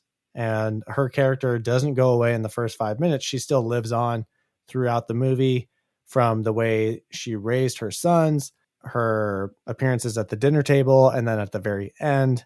She had a huge impact on these 4 brothers' lives. So MVC, Evelyn Mercer. Sweet mama bear. Who could say no to that? Yeah. Now hitting a low point, someone who's not so sweet, and Victor not so sweet, it's more like it. Nick, do you have a nomination for the biggest piece of shit? Because I have a toss-up between 2 people. So I do also have a toss-up. It's Fowler or Victor for me. Victor Sweet. That's exactly the toss-up I'm facing. So let's break them down real quick. Fowler, if we look at him, it's the crookedness, the two-facedness, right? Being two-faced really adds to that piece of shit level. The two-face is huge. Kills his partner. He sets off the Evelyn getting murdered. He's concealing evidence. We got that slight racism side to him that's involved as well. So that's where he gets it from me. And then Victor obviously is a sociopath who is demeaning to his soldiers. He's going to bang one of their wives, makes a guy sit at the It's the humiliation. It's the humiliation, really. If he was cookie cutter villain and didn't have any characteristics about him, if he was just doing bad things just to do bad things, we would kind of chalk it up to the villain's just doing bad things. But it's the layer of getting off on humiliating everybody around him and wanting to put that intimidation factor into all of his men. So I truly am having trouble here. Fowler is a hell of a nomination. I am leaning Victor Sweet just because of how hateable the movie writes him in those humiliation scenes. They're hard to watch. But at the same time, Fowler is a big old piece of shit. Yeah, Fowler, the problem I have with Fowler is I don't know his motivation. It might be money. They do explain Victor Sweet a little bit, right? His uncle had him running drugs at a young age and was really mean to him. So he has a bit of a backstory and he wants power and influence. I don't know what Fowler's getting out of this. And it seems like he really enjoys being a foot soldier and just murdering. Like he seems like a serial killer who just found a really good job as a crooked cop. And with that, I think we found our biggest piece of shit of this movie. I was coming into this pod thinking it was going to be Victor, but I think you kind of hit the nail on the head there. What is Fowler's motivation? Fowler's moving on to the biggest piece of shit bracket. Let's stay on the low point. Stay negative here. Nick, you got a worse scene for me? I do, and it goes to what we were just talking about. It's not bad. The scene itself is not bad, but it's my least favorite. And it's when Victor Sweet makes Evan eat his food off the floor like a dog and then makes his girl do the same thing. And it's kind of hard to watch. It's hard to watch, but it's a good scene though. It's good. Oh, it's a good introduction to Victor Sweet. So I don't think you can say it's a bad scene. It's not a bad scene. This is the worst scene. This is the worst scene. It's the worst. Yeah, it's the worst scene to watch. We did in Angel Heart. We did when he bangs his daughter. You did when he bangs his daughter. Because we said we just didn't like it. We just said we didn't like it. So I didn't like this scene. It was a good scene. No, that's fair. But I didn't like it. Let me actually hold your hand and meet you in the middle of the road here. Originally, I was going to do the scene where he's humiliating Charlie and says he wants to bang his wife, because I thought it was a little bit too over the top. Like you're trying to beat over our heads that Victor Sweet sucks with this kind of cheap jab at one of his henchmen. However, after thinking about it and going over my nitpicks, I think mathematically I have to say it's the Damien conflict scene, because I had so many logistical issues with it. On paper, it technically should be the worst scene and disqualified as an acceptable scene for my standards. Also, I don't like that they had to have Bobby Mercer shoot at dogs. I don't like dogs getting hurt. I don't like dogs being trained to be mean either and being sick on people. Yeah, so it was that the dog part was hard to watch, and I had a lot of nitpicks with that scene. So by default, the Damien chase down in the apartment is my worst scene of this movie. That's the worst scene. Let's end on a high note. Your best scene.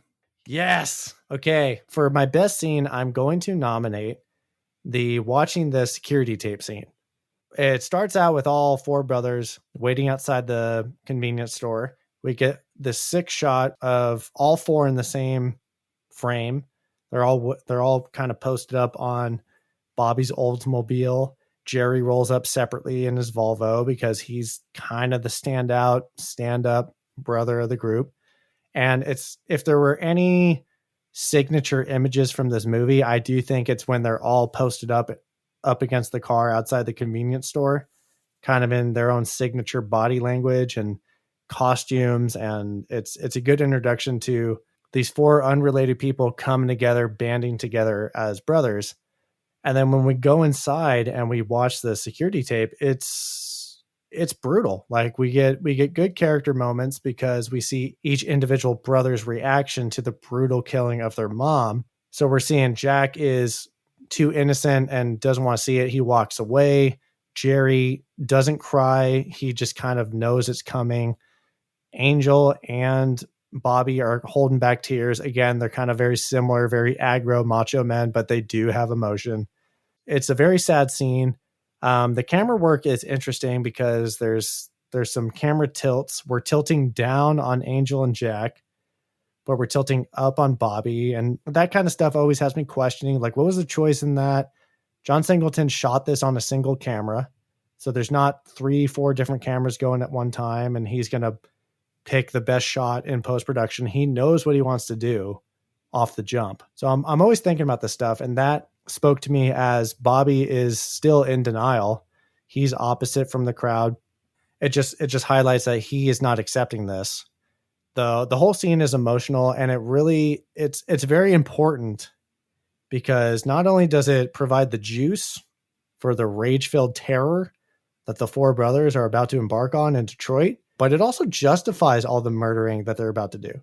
Because at this point, like, the audience is totally on the Four Brothers side. And this is where we get that Western street justice, vengeance filled, fuck the law. Like, my heart says what's right. So this scene's very important to getting the audience on the very merciless side of the Mercer brothers. And then when it just ends with them busting out of the store, a la coming out of a saloon, getting ready to get down to revenge business. It's just another great foreshot of the brothers straight strutting diagonally across the street, ready to whoop some ass. And they're pissed and they're ready to begin act 2, bitch. All right. Nice breakdown there. How about you? My best scene, I said it during plot talk. I liked the pool scene when Lieutenant Green confronts Fowler about being crooked. I'm a sucker for scenes like this in movies, that verbal cat and mouse going back and forth. I think it builds a lot of tension. And I was really sad that as soon as I started really liking Lieutenant Green, he gets capped. Gets capped, man. In that scene, I started to get invested in Lieutenant Green, thinking he was going to become a part of this. And he wasn't just some side character. He was going to drive it home and bring us home some justice. Yeah, the right way. Yes. So you pulled me in to the Lieutenant Green camp and then took him away right after that, which I like when directors and writers, when you're not afraid to do that in a movie, right? Bring you in. Oh, you like this guy. He's on your side. He's not crooked. He's going to start taking some real action against this gang. And then no. And then we have to go back and rely on the brothers. So I really liked that pool scene. And Singleton did shout out how movies put you into a false sense of security. Most movies you're thinking, I'm not worried about the good guys. They're going to be fine. And that's why Jack died. Mm-hmm. Because the devil came knocking on the door. All right, James, do you have a sarcastic selling point for me? I said this is Detroit Discount Departed. Ooh. How about you? I said it's a knockoff New Jack City. So I went the same direction as you. It was same spirit. Final review. Fight. Let's see what the other guys are saying. The critics, the fans of this 19-year-old movie as of this moment, starting out with Rotten Tomatoes, the critics, 53% of the critics gave this favorable review. And the people had it at 80%. People love this one. This is textbook Rotten Tomatoes behavior right here. Critics unimpressed, audiences love it for this type of movie. What's going to be a little bit different is the Metacritic score. So Metacritic, the critics are slapping this with a 49, translating to a 4.9 on our popcorn concession scale. And the people only have it at a 6.1. Harsh. And now for our brother-led Mother's Dead short and Hey Victor sweet score from IMDb 6.8. They almost hit it with the sexy 6.9, but it wasn't that Victor sweet for the audience. A little Victor sour, if I may. They just couldn't quite get there. Okay, Nick. Well, with this being my choice of my movie I wanted to watch, it's only fair I hit you with my laughable log line, my popcorn points, and my final thoughts first on John Singleton's 2005 Four Brothers. Are you ready? Let's do it. 4 non-blood related adoptive brothers reunite in Detroit to kill their mama's killer, also killing anyone who was involved and almost killing anyone who could have potentially been involved or withheld any information. By the end of it, it will be 3 brothers. 7.2 popcorn points from Captain Pop.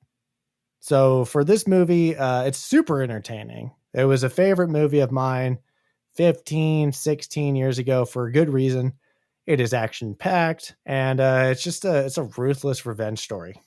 So watching it now is obviously different. I'm looking at character development. I'm looking at plots. I'm looking at storylines, themes, messages. Character development, non-existent. It's not here. Like, I don't know what Bobby's story arc is. He comes in angry, and then he leaves mildly satisfied after his killing spree. Angel comes in as an irresponsible playboy. He's leaving the same. Jerry comes in one way. He leaves the same. Jack comes in alive. He leaves dead. So maybe Jack had the best character arc. Biggest character development during the movie. Victor Sweet came in as a dick and left this sweet Victor Sweet Earth all the same. Message. The takeaway from this movie is don't question the strength of brotherhood. Not sure. I have no idea. Vision and tone. The vision and tone is where it gets high points from me, high praise. So John Singleton makes this movie work. Like we're talking about with the writers, we're looking at these dopey ass weebs and we're like, how can these two white guys write this movie, insisting that it be multi-ethnic and just not having a unique voice, just judging the other movies they wrote, G.I. Joe, Rise of Cobra and Catacombs and just these kind of generic Hollywood popcorn movies.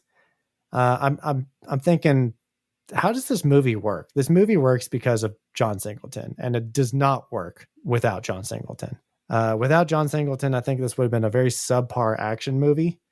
And it's honestly mostly in the writing, because there's no story development. There's no character development. The strong points really is the vision of Singleton and his camera shots and his music he wants to put in and his improv, his lines he's feeding to the actors.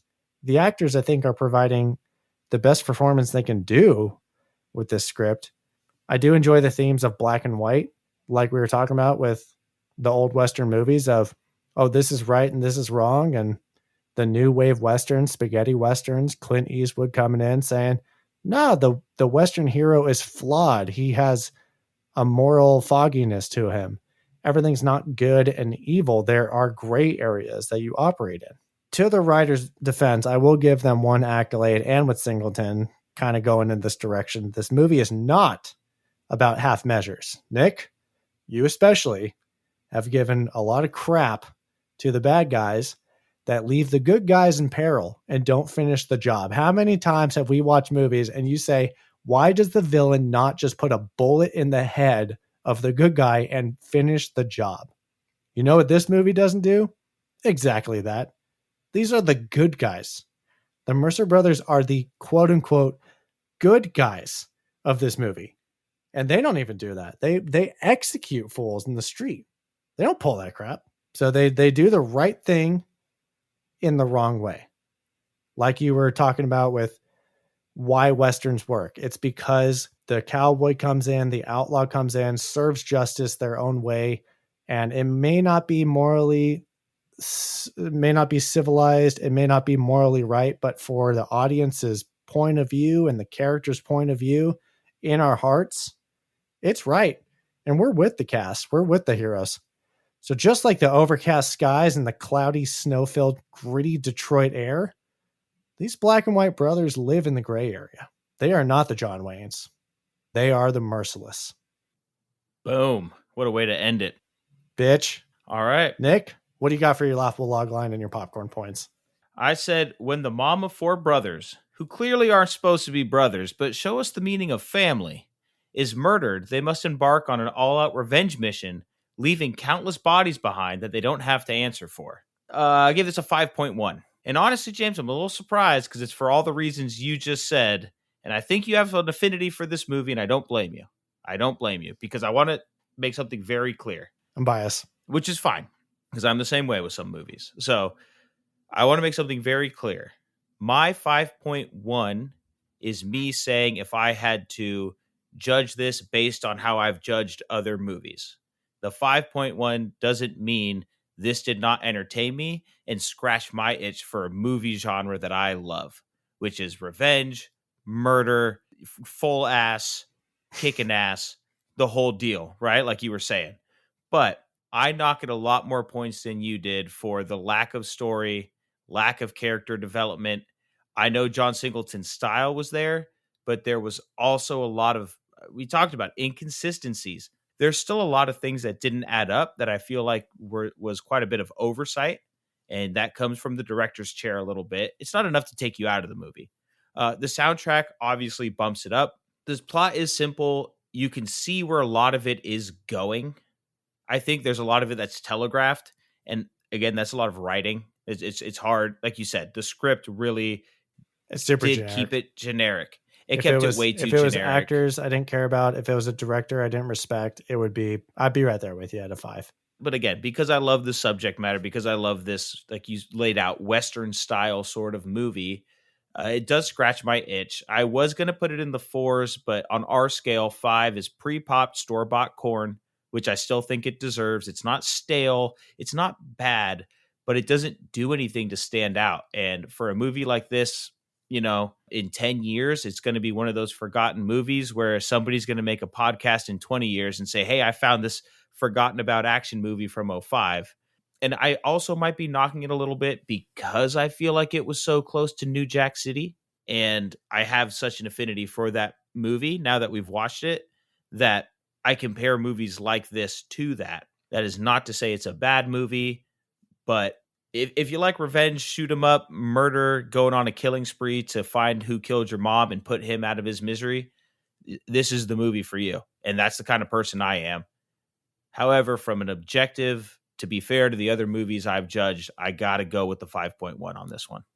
And the 5.1 equaling out to a pre-pop store-bought corn matches my microwave popcorn level, good and buttery, because this is a popcorn movie and I do enjoy it. However, I do see its flaws. The perfectly balanced, as all things should be, is coming true here. This is, on average, a 6.15 from Just Play It, equaling out to unseasoned but fresh popcorn. And in our pantheon of movies, that puts it right above Escape from New York and right under Flubber. And I think I can live with it being there. I think I can too. Okay, well, that is it for Four Brothers. Thanks for indulging in this nostalgic review for me. This was a fun movie to talk about and dive into. And if you want more, please follow us on socials. We're on Instagram and YouTube at Just Play It Podcast. We are on X, aka Twitter, at Just Play It Pod. Real quick. Thank you to all those who are engaging with us on our YouTube videos. James puts a lot of work into them. They're fantastic. And seeing your comments and engaging with you guys is super fun. So please don't stop. We love it. Yes, we love it. We love you guys. We love doing this, which is exactly why we're going to keep doing this. So please join us next time as we review our very first new release movie. We're going to the theaters, Nick. Are you ready? We're actually going to the concession stand. You better get a corn dog or a hot dog because we are reviewing a movie that is coming out in theaters brand new. My movie theater near my house has leather reclining seats and they sell alcohol. So I'm going to be going and having the time of my life with my dad, which is going to be a blast. But it's in theaters, and if you're familiar with season 1, I think you'll know where we're headed. Where the road's taking us. Thank you guys so much for listening. We're heading gone. And remember, when you run out of bullets, you don't run out of rage. So pick up that brick and chuck it at that bastard. You better hope one of your brothers owns a Volvo. Signing off, Murder Brothers. More like Bobby Schmurda, am I right? Good night, everybody.